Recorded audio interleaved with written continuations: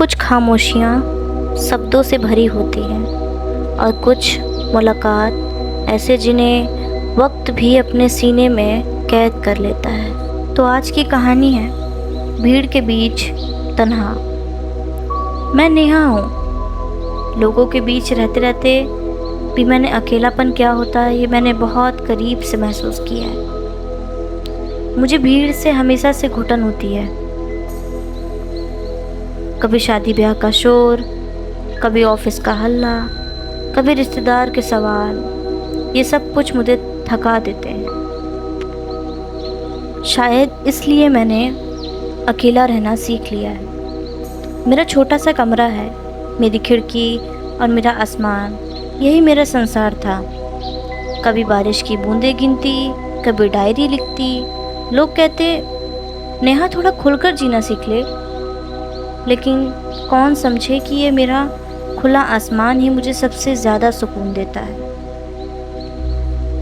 लेकिन ज़िंदगी ना कभी वैसी नहीं चलती जैसा हम चाहते हैं। ऑफिस में मेरी मुलाकात हुई प्रशांत से।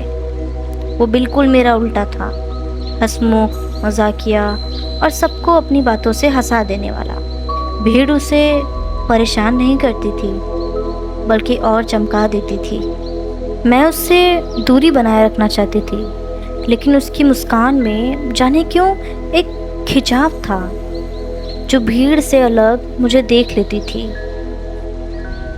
एक शाम ऑफिस से लौटते वक्त तेज बारिश आ गई। सड़कें भीग चुकी थीं, लोग भाग रहे थे और मैं अपनी छतरी लिए अकेली खड़ी थी। तभी प्रशांत मेरे पास आया और बोला, तुम्हें भीड़ से घुटन होती है, चलो यहाँ से चलें, थोड़ा सुनसान है। पता नहीं क्यों उस पल मैंने उसका हाथ थमा और उसके साथ चल दी। हम दोनों एक सुनसान चाय की दुकान पर रुक गए।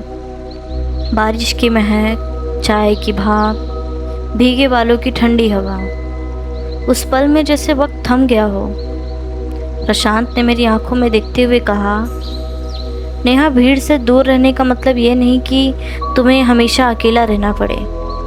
कभी कभी दो लोग भी पूरी दुनिया की भीड़ को भुला सकते हैं। मैं चुप रही, लेकिन उस खामोशी में ही मेरा दिल बहुत कुछ कह गया। उस दिन के बाद मैं बदली नहीं। आज भी कम बोलती हूँ, आज भी भीड़ से दूर रहती हूँ, लेकिन मेरे दिल में एक जगह है जहाँ प्रशांत की मौजूदगी है। उसने मुझे यह एहसास दिलाया कि अकेले रहना मेरी आदत हो सकती है, लेकिन अकेले जीना मेरी तकदीर नहीं। आज भीड़ मुझे डराती है, लेकिन जब उसके साथ होती हूँ तो वही भीड़ मुझे बिल्कुल खाली लगती है। क्योंकि सच कहूँ, मोहब्बत शोर नहीं करती, वो बस चुपचाप दिल में उतर जाती है। तो ये थी आज की कहानी। कैसी लगी ये कहानी मुझे ज़रूर बताइएगा। तो फिर मिलते हैं किसी और कहानी के साथ।